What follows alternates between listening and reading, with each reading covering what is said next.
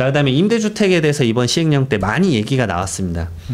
근데 저는 좀 결론부터 말씀드리면 좀 약간 부정적인 사람이라서 어쨌든 임대주택에 따른 거주주택 비과세라는 게 있었습니다. 네. 이제 내가 2년 이상 살았던 거주주택이 있으면 임대주택이 100개여도 내 거주주택을 팔 때 비과세를 해줬었거든요. 그렇죠.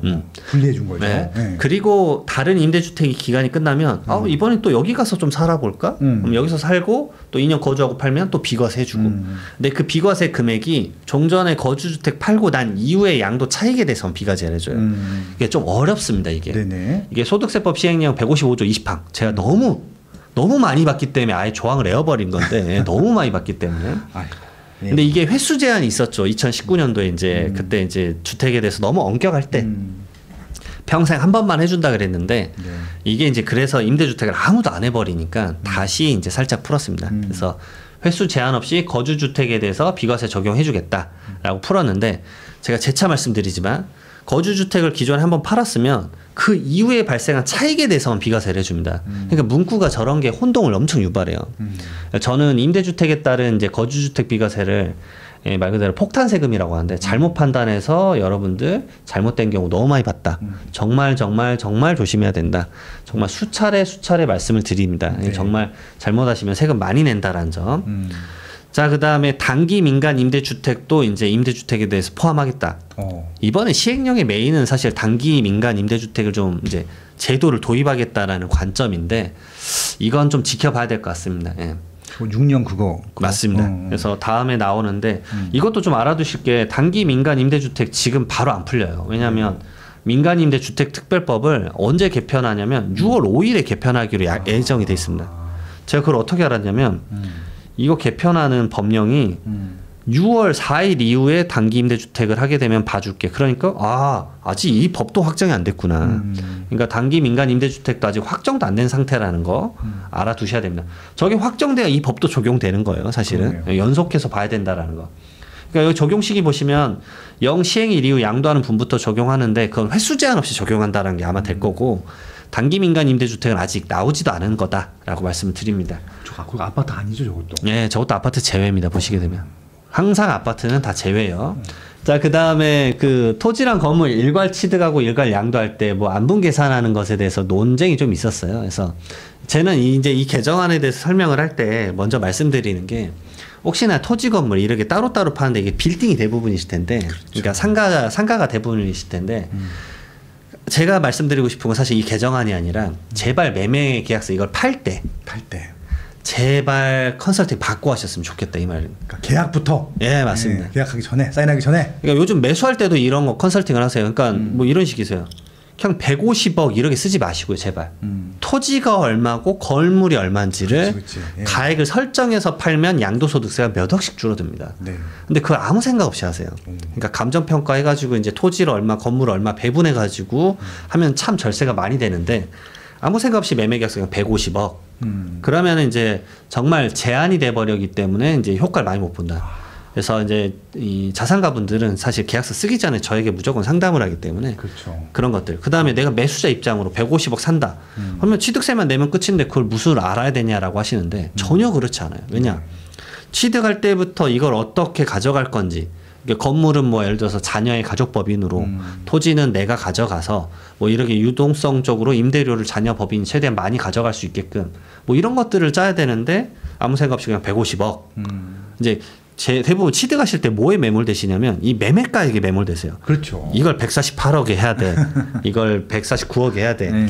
여기에 매몰되시는데 나머지 세금 쪽을 짜시게 되면 오히려 그 매매가액에 흔들리지 않으면서 더 유리한 것도 많이 가져갈 수 있기 때문에 그런 분도 추가로 좀 가져가셔라. 네. 제발 좀 말씀을 올립니다, 진짜. 네, 금액이 클수록 일단 세무 전문가한테 미리 좀 상담을 받아보시길 추천드립니다. 저 아니어도 제발 주변에 있는 세무사님들과 제발 상담 좀 한번 해보십시오, 진짜. 네, 이장원 세무사랑 하시기 바랍니다. 난 다른 세무사 몰라. 네, 그리고 이제 25년 6월 4일 이후에 단기 민간 임대주택을 하게 되면은 양도소득세 중과도 제외해주고 종합부동산세 합산 배제도 해주겠다. 네. 야, 그 단기 임대주택에 대한 요건을 가져와 봤습니다. 이 보시게 되면 사업자 등록 당연히 하셔야 되죠. 네. 그다음에 건설형하고 매입형이 따로 있어요.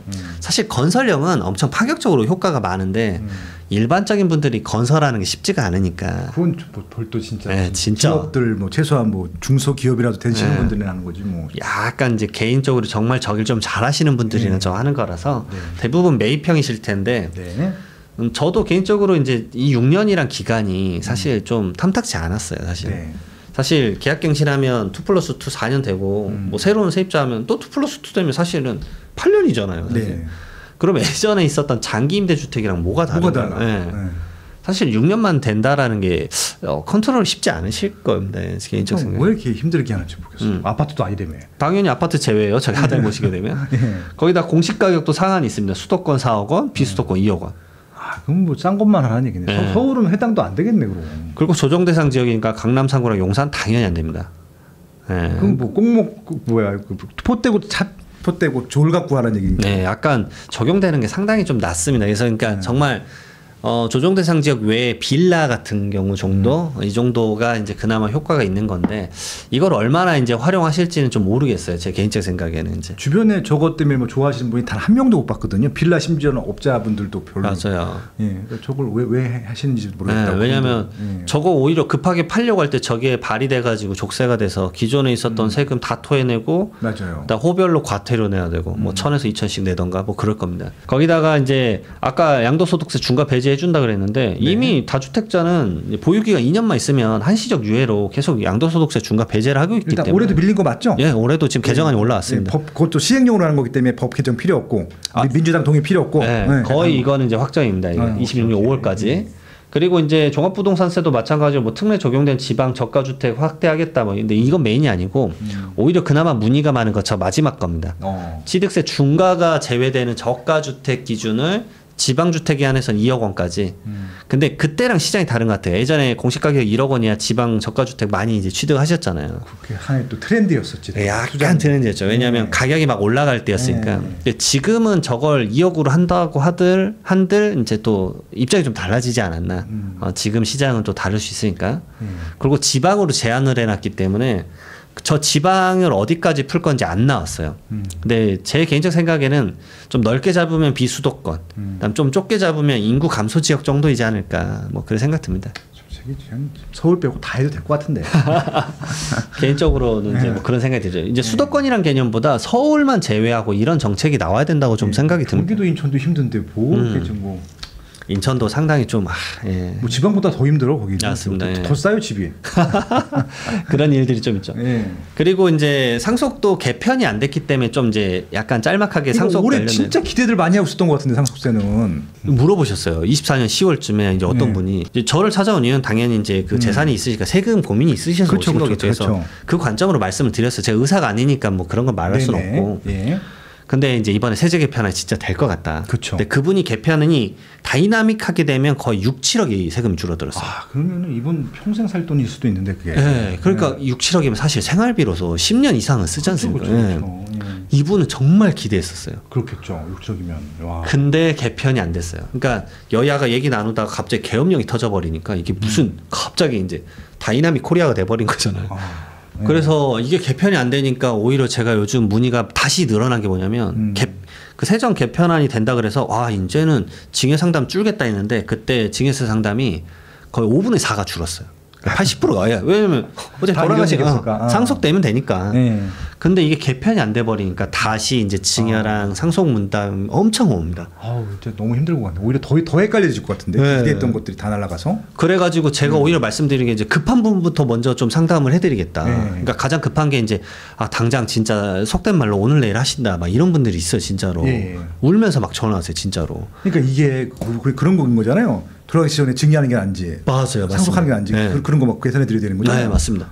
근데 이게 생각보다 돌아가시 직전에 뭐 며칠 안 남았다 하다못해 한 달도 안 남았는데 세금이 정말 줄어드냐? 제가 말씀드릴 수 있습니다. 줄어듭니다. 줄어드는데 문제는 모르니까 못 오시는 거예요. 그냥 이렇게 생각하세요. 아이 돌아가시면 그때 정리하자. 안 돼. 예. 뭐 이렇게 뭐 미리 설레발 치냐 막 이렇게 하시는데 그렇지 않아요. 왜냐하면 막상 상속세 얘기 딱 들으시면 그때쯤 되면 이성이 돌아오시거든요. 상속 좀비라고 하죠. 한 3억에서 5억 넘어가면 재산 받는 건 좋은데 이거 어떻게 내지? 그렇죠. 이제 황당하신 거예요. 근데 그거를 하다못해 제가 이렇게 말씀드려요. 제 수입료만큼 거의 다 절세가 된다. 생각보다 많아요. 야. 그러니까 제가 그래 말씀. 저 수임료 주는 부분 확실히 줄어든다. 예. 하다못해 이제 그걸 하면서 그 돌아가시려고 하는 분의 부동산을 제가 검토를 해드려요. 그러면 어차피 부동산은 제가 세금 컨설팅을 해드린 거잖아요. 그렇죠. 그럼 하다못해 이렇게 쓰실 수도 있어요. 저한테 이제 그 수임료를 주시잖아요. 그럼 제가 그 수임료를 당연히 세금 계산서를 발급해 드릴 거잖아요. 그러면 그걸 경비 처리를 할 수 있잖아요. 그렇죠. 하다못해 진짜로. 경비 처리도 되죠. 네. 왜냐하면 진짜 황당하지만 이런 게 있어요. 양도소득세 신고하실 때 여러분들 기억나십니까? 이 세무사 수임료를 양도소득세 필요경비로 해서 깎아요. 그러니까 제 뭐 수임료를 뭐 200을 주든 300을 주면은 그걸로 세율만큼 깎이니까 무조건 손해는 아니십니다. 그러니까 네. 아 오케이 알았어 이자금 세무사 주시거든요. 상속세는 그게 안 돼요. 상속세는 세무사 수임료를 뭐 1,000을 주든 2,000을 주든 필요경비로 인정이 안 돼요. 그러니까 상속세 줄어드는데 아무 혁혁한 공헌을 못 하는 거예요. 그러네.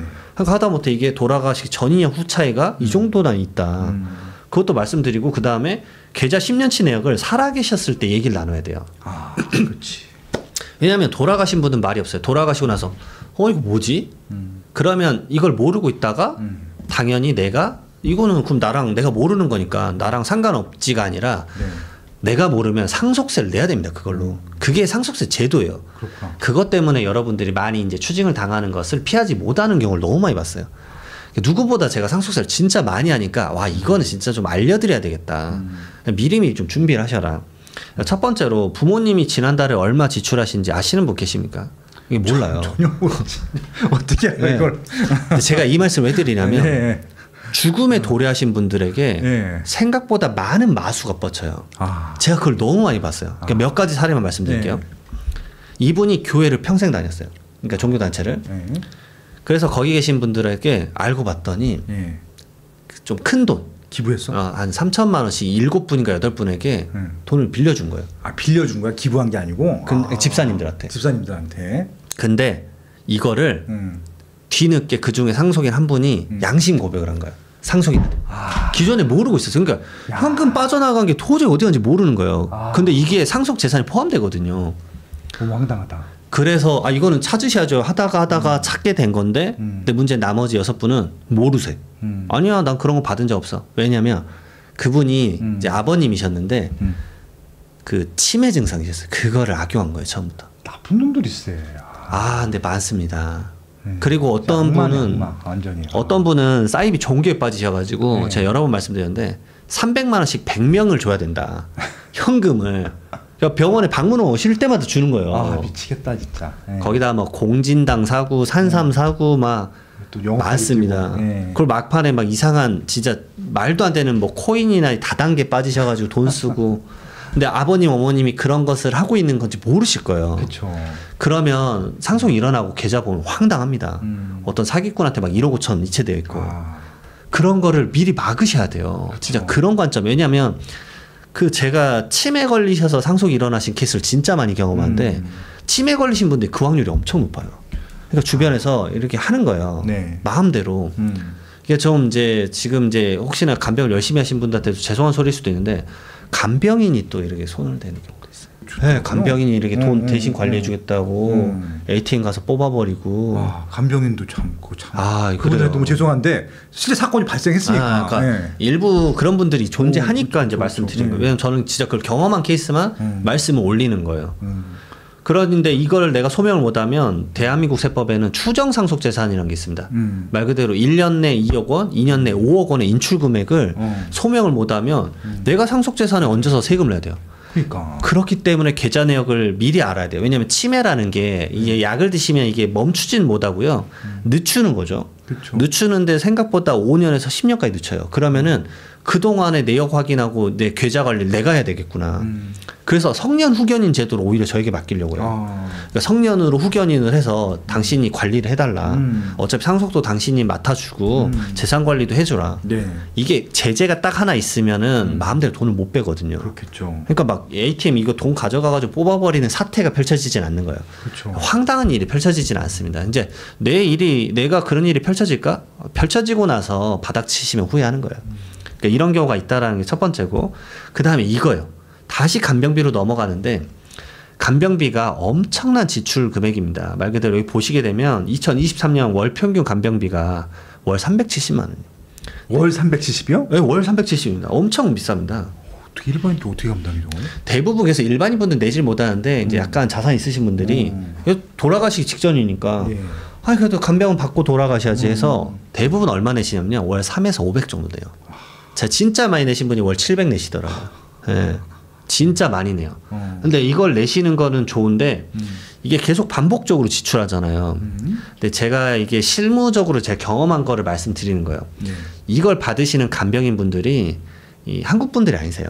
중국 분들이 많아요. 그렇겠죠. 예. 예, 중국인들이 많은데 그분들은 무조건 현금으로 달라 그래요. 인출해서 현금으로 달라.